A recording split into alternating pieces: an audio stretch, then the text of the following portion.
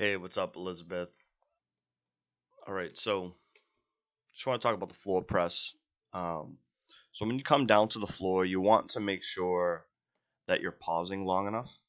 I like to do like a one Mississippi count. So you come down, one Mississippi, and then press.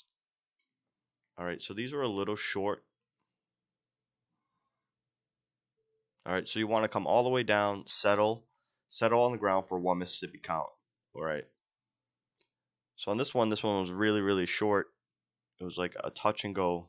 All right, so you want to come all the way down on the ground, settle the elbows on the ground, one Mississippi, and then explode up. All right.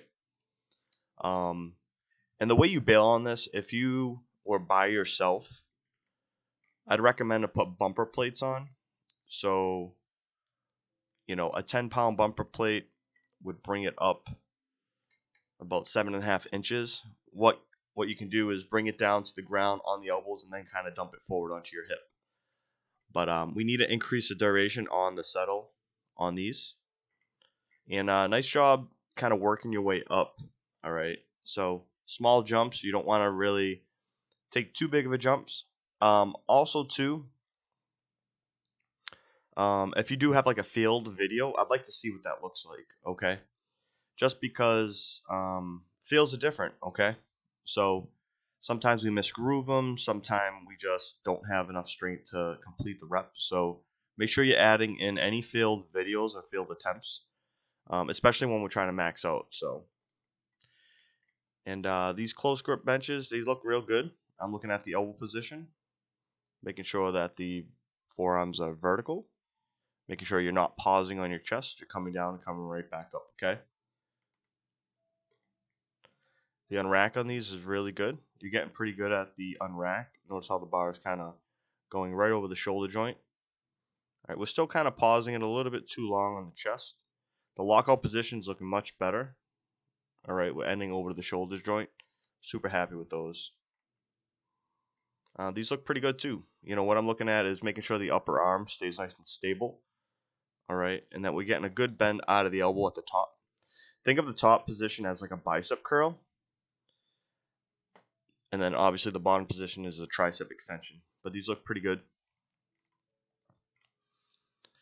On these, just make sure that you're driving. So the arm that's driving, you're pressing into the ground with the leg that's on the pressing side. So stabilize your core nice and tight, drive into the ground. On this particular side, it will be the left foot is driving into the ground.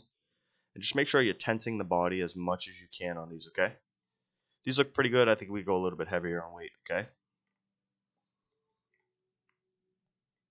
On these seated rows, just like pretend like you're doing a bench as far as like getting the chest position goes, because that's mainly why we're doing this particular exercise is we want to try to mimic the chest up, shoulders down, and back position as we would in a regular bench press. So especially with the back work, just kind of visualize like that you're getting the chest up, your shoulders back, and kind of almost like thinking about benching, if that makes sense.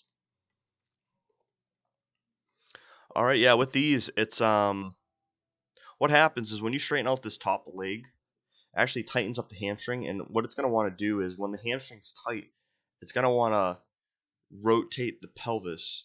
So, what bringing up that leg usually helps.